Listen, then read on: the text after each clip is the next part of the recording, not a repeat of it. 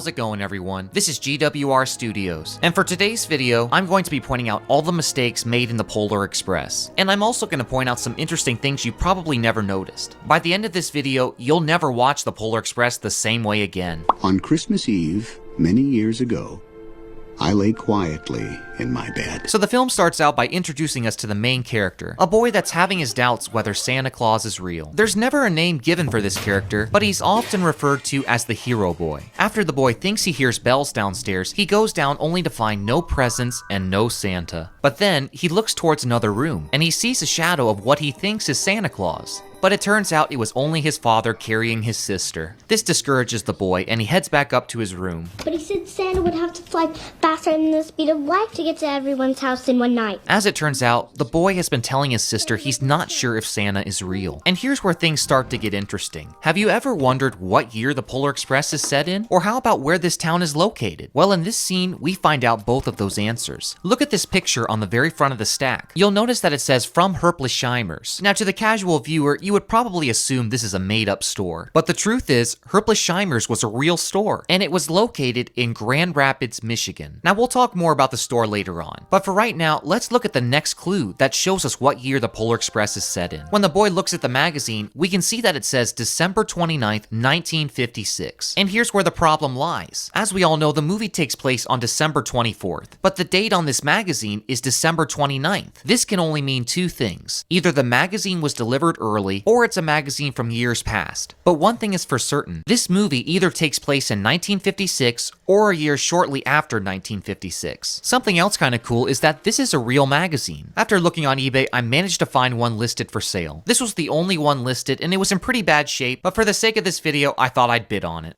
And here it is. I won the item, but after I received it, I noticed something else. The movie altered the cover. Here is what the bottom of the cover looks like in the movie, but here is what the real one looks like. I'm guessing they made this change to make it more apparent that the boy was holding a Santa outfit. So as the boy is looking for something to prove Santa is real, his parents suddenly come to the door. He's gotta be asleep by now. The hero boy's parents are just checking to make sure he's asleep. After they leave, the boy still wonders whether Santa is real. But then, something rumbles in the distance. And this is the first problem I have with the movie. When the Polar Express approaches his house, everything in his room starts to shake. You mean to tell me that every time a train goes by, this guy's room falls apart? If that was the case, why would he even bother putting this stuff back on the shelves? The next train that comes by is just gonna knock him over again. So the boy then looks out the window to watch the Polar Express go by his house. But there's a mistake in this scene that you probably never noticed. Just before the boy looks out the window, you'll notice that his robe is on the bedpost. But in the previous scene, there was no robe on the bedpost. The boy then jumps out of bed to go see the train. And there it was, the Polar Express. All aboard! The boy is told by the conductor that the train is the Polar Express. This is the Polar Express! The conductor also tells him the train is going to the North Pole, but the boy is skeptical and he doesn't want to get on. Now I want to take a moment to point out there are 5 passenger cars behind this locomotive. Keep this in mind as we continue. Just as the train starts to leave his house, the boy has a second thought and gets on board. And here comes the next goof. When the boy passes by his house, the sidewalk no longer has footprints or that big slide mark. It's certainly not snowing hard enough to cover it up that quick. I can't believe they never noticed this. So anyway, as the boy gets into the passenger car, he discovers that many other kids are going on the journey. Hey, you. Yeah, you. Do you know what kind of train this is? Huh? Train. Do you know what kind of train this is? Well, do ya? The know-it-all boy explains what type of train they're riding. Actually, it's a Baldwin 284 S3 class Berkshire-type steam locomotive. Built in 1931 at the Baldwin Locomotive Works. The know-it-all says the locomotive was built by the Baldwin Locomotive Works, but it was actually built by the Lima Locomotive Works. He also messed up on the years. He says it was built in 1931, but it was actually built in 1941. Nice try, know-it-all. Herpelsheimer's! Herpelsheimer's! So along the journey, the train passes Herpelsheimer's. Now, as I said before, Herpelsheimer's existed in real life. You see, Herpelsheimer's was located in Grand Rapids, Michigan, the same city where the author of the Polar Express was born. And if you're wondering why these kids were so excited, just take a look at what was inside this store. They had a huge selection of toys, and they even had a monorail that went around the store. Wow, look at all those presents. I want all of them. At what point did they pass a window with all these presents? They're going nice and slow, and I don't see those presents in any of the windows. Tickets, please. So the conductor comes around for tickets, and the boy magically pulls a ticket out of his pocket. And this is where I spotted another goof. The conductor punches a whole bunch of holes in the ticket, and when he gives the ticket back to the boy, we can count that 32 punches were made. But the problem is, if you start counting the punches, the number exceeds 32 pretty quickly. The Polar Express's next stop is at Billy's house, 11344 Edbrook Avenue. 11544 Edbrook. What many people don't know is that this address was the childhood home of Robert Zemeckis, the director of the film. The conductor gets off the train to ask Billy if he'd like to ride, but he declines the offer and starts to back up. But just like the hero boy, Billy has second thoughts and decides to get on the train. But wait a minute, where are the conductor's footprints? In the previous scene, we saw the conductor step in the snow, so why are there no footprints? Hey, that kid wants to get on the train. Billy is unable to get on the train and he falls flat on his face. The hero boy then decides to pull the emergency brake to stop the train. This allows Billy to get on the train, but for some odd reason, he goes in the car with nobody in it. Who in the blazes applied that emergency brake? He did! The conductor is furious with the boy, but once he finds out it was to help Billy get on the train, he decides to let it go. Now everybody, take your seats, please. The kids are then served hot chocolate. Ooh, we got it. Hey, we got it. Hey, we got it. Out of all the scenes in the movie, this is definitely one of the most memorable. But while everybody's drinking their hot chocolate, the hero girl saves one for Billy. And here's where I spotted another mistake. When the girl goes to take the hot chocolate to Billy, we can see there's nothing on the seat. But after she's left the car, the boy sees a ticket on the seat. She forgot her ticket.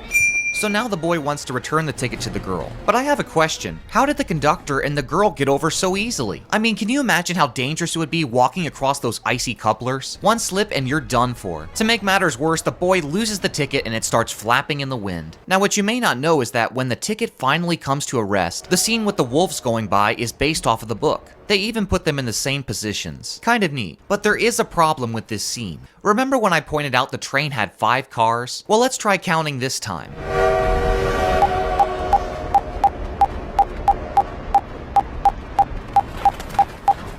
The train now has nearly 4 times as many cars. So anyway, the pack of wolves run by the ticket and it goes floating back into the air, where it is then grabbed by a bald eagle, fed to an eaglet, spit out by an eaglet, hit by a train, and then somehow manages to get sucked right back up in the car it originated from. What are the chances? So when the conductor asks the girl for her ticket, she of course can't find it. But here's the next mistake. See how the ticket is flapping on the vent? In the next scene, there's no ticket visible on the vent. The boy then tells the conductor that he lost the girl's ticket, and he even offers his ticket to the girl.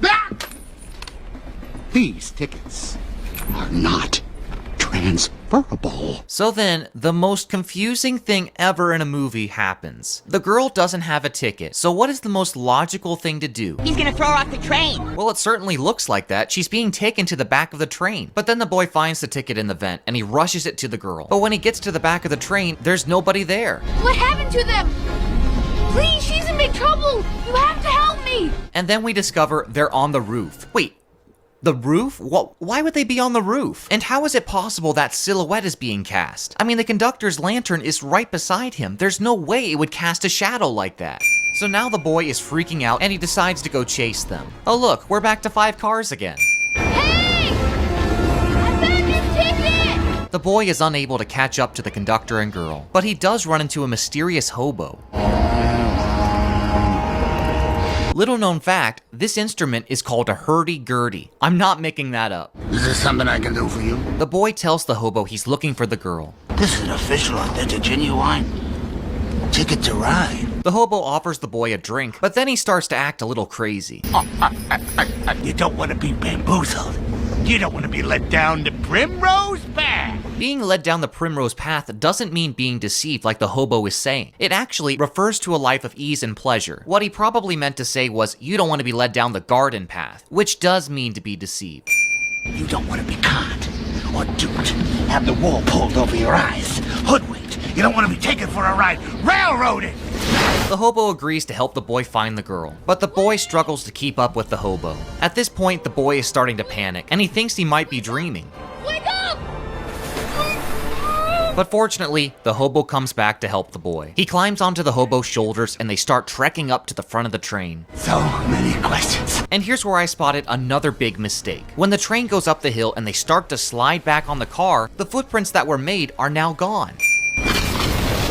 So they just barely managed to stay on the train. Get back on, kid, hurry! The hobo pulls the boy back up with the ski pole and they head for the locomotive. But here comes another mistake. In this shot, we can see they're 2 cars away from the locomotive. This means they only have to jump 3 more times. Alright, so now we just have 1 more jump. Wait a second, you already went over 2 passenger cars. Can someone please explain how this train keeps gaining and losing cars? It's a magic train. So they only have 1 more jump to get to the locomotive. But as soon as they jump, the hobo disappears.